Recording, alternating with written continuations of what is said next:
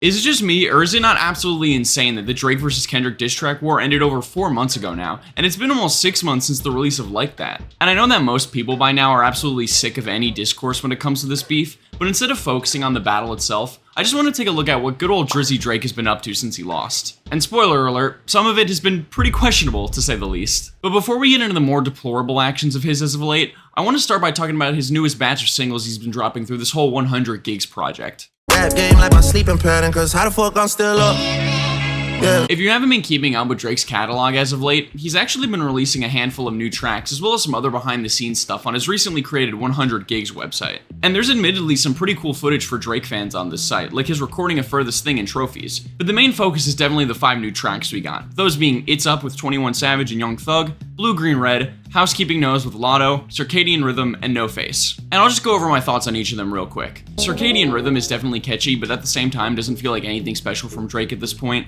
Housekeeping Knows is basically a worse version of Rich Baby Daddy off of For All the Dogs. It's Up just does not work post Kendrick beef, but I'll talk about that more a little later. Blue Green Red just sounds like a halfway decent song from Honestly Nevermind with Drake forcing a fake accent, and No Face is just pure Drake mid. And that's for the fans that love the sound effect I used for the song graphics. Hey guys, it's me from the future again. As I was editing this, I realized I forgot to talk about SOD. That's also on Drake's website, the song with Lil Yachty that Lil Yachty got taken off for some reason. Yeah, it's pretty boring. Very boring, in fact. Nothing special about it. But yeah, those are my thoughts on it.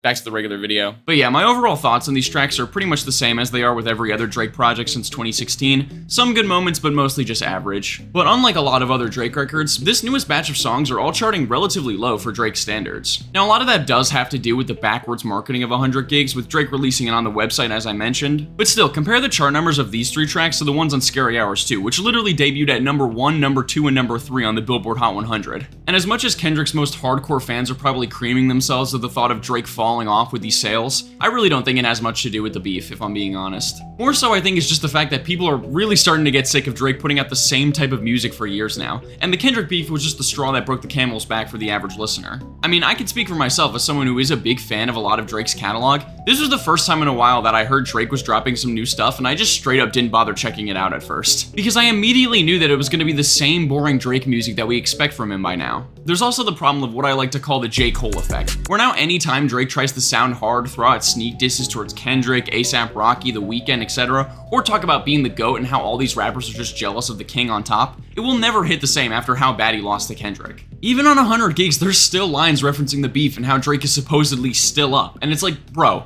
we all saw you get publicly eviscerated by Kendrick a few months back. You are absolutely not still up. And speaking of sneak disses, it's now time we talk about Plot Twist. I love all my friends. So Plot Twist, for those who don't know, is the name of Drake's burner account on Instagram, and along with promoting some material from 100 Gigs, there's a lot of posts that are seemingly meant to be sneak disses towards Kendrick again. First, there was this picture hinting at a Drake Europe 2024 tour called No One Likes Us, obviously a reference to Not Like Us. And honestly, I do respect the move to flip Kendrick's song title like this, but I can't help but feel that the specific title of No One Likes Us is once again giving this narrative that everyone's just out to get Drake because he's the biggest and best rapper and everyone else is just jealous of him, that Drake lasers love to run with. When in reality, a lot of people just don't like Drake because of his really annoying persona. There was also this old basketball clip of a coach saying, quote, "We will win game 2, posted on his story, seemingly Drake saying he would win a hypothetical round 2 between him and Kendrick, which Kendrick hilariously countered in a Super Bowl commercial yesterday. Column 1 or 2, we will win game 2. You gonna back it off? We will win game 2. You know it's only one opportunity to win a championship. No round 2s. Let's get it. I'm sure there's probably some other stuff on the account that could be interpreted as disses, but these 2 are definitely the most egregious examples. And again, I just don't understand why Drake does this like he wants the smoke again. Maybe he genuinely believes that he won this beef, but it's not like he's stupid. He has to know that the vast majority of rap fans think the exact opposite, and so all he's doing by constantly bringing it up is just reminding everyone of how bad he got clowned. I truly almost feel bad for the guy, since he's clearly not handling it well. Or I should say I would feel bad for him if it wasn't for what we're about to talk about next. I could never treat you like no mistress, but if I fuck you like y'all. I'm sure by now a lot of you have seen Something About Chickens' amazing video calling out some of the disgusting predators on the streaming service Kick. And if you haven't, a little trigger warning in advance, the stuff we're going to be talking about next is, to put it bluntly, very fucked up. Basically, Chickens' video took a look at the increasingly popular trend in which Kick streamers coerce random, often underage girls into sexual situations while live, so they can then put the explicit footage behind their Patreon to make money. I can't even count how many crimes that these streamers are committing by doing this, so imagine my surprise when I'm watching Chickens' video for the first time and this happens. That's my first pair of tits on Monkey. And she ends up collabing with one of the biggest celebrities to surprise people on the Monkey app with. Hi. So for everyone that said that it was a fake person, that looks pretty real to me. Can you do this? Oh, you flipped it. Thank you. So yeah, turns out Drake actually has a connection to the kick streamer Snow, who in Chickens' video was exposed for being a part of the aforementioned underage girls kick meta, as we'll call it. And given Drake's track record with minors, this is quite possibly the worst look ever. Now to be fair, Drake is in a partnership with the gambling service Stake, which backs Kick, so if I had to guess, part of his contract probably involves him streaming on the platform. I mean hell, the iconic Anita Max Ween moment is from a Kick stream of his. So it's not necessarily a guarantee that Drake actually knows what Snow usually does on her streams, but still, with them acting so friendly in the clip mere minutes after Snow was committing literal sex crimes, and the fact that he gave her a shout out on the aforementioned Anita Max Ween stream, and the fact that Snow tweeted that Drake apparently helped her upgrade her streaming setup, I'll say it again, it is the worst look ever. Why do you get so freaky on here, Snow? Like, what? Why is that? Like, why do you? I literally tell people I'm a guy. It's just funny trying to get people to get freaky, and then you tell them you're a guy, and they still don't feel away. They still want to do crazy shit. So yeah, with all of this nonsense going on right now, I think it is more than safe to say that Drake has not learned his lesson from the beef with Kendrick. Which, to be honest, I kind of already predicted in a previous video of mine talking about the direct aftermath of the feud. But even still, I do believe that there's a pretty easy solution for Drake right now. A moral decision? Probably not, but a smart business decision nonetheless. So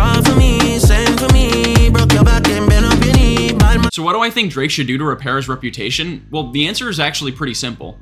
Just take a break. I'm serious. Just a few months ago, the person negatively affecting Drake's reputation the most was undoubtedly Kendrick Lamar. But fast forward to now, and it's safe to say that the person tanking Drake's career the most is Drake himself. Everything from him still referencing the feud months later in such a petty way, to the lack of virtually any sonic change in his music, to him essentially corroborating Kendrick's PDF file allegations on Kick, it is more than clear that Drake does not know how to handle this L. Realistically speaking though, I genuinely think that if he just took a year or two off from making music and public statements, the general public would just forget about his bad behavior and probably even start to miss his music. I mean, Drake has dropped at least one project pretty much every year since 2015. His music is so oversaturated right now. So if he truly wants to just cruise the rest of his career making mid, at least give us some longer breaks in between albums. That way people can actually get hyped when he drops again. And unfortunate as it may be, we do still live in a time where the majority of casual music listeners don't really care about holding their favorite artists accountable, so I could easily see this whole PDF file narrative mostly vanishing from the public eye, so long as Drake just stops getting caught with his hand in the cookie jar. Now, whether or not Drake can realistically control his urges is a different story, but my point still stands. And I should probably clarify,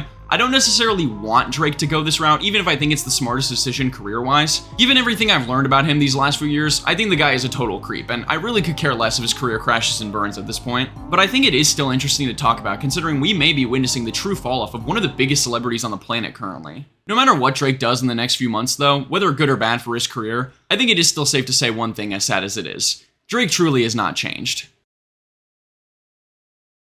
But yeah, those are pretty much all my thoughts on everything Drake related right now. If you enjoyed my yapping, make sure to hit the like button and subscribe to my channel to see new uploads from me every single Saturday, unless I say otherwise in my community posts. Also, leave a comment letting me know any of your thoughts on Drake's whole situation right now. I'd love to hear other people's perspective on this topic. And of course, if you'd like to support the channel further, you can now become a member and receive early access to my videos, as well as a special shout out for me in them, as you'll see on the screen right now. So join up if you're interested, it really does help me out a lot. And last thing, I promise, but I just wanted to say thank you again for all of the support on my last 3 sample breakdown videos. I'm really hoping that the recent success carries over and that this video doesn't tank because it's not another sample breakdown, but you know, what can you do, right? And don't worry, I definitely will make some more sample breakdowns in the future, just probably not right now. But yeah, that's about it.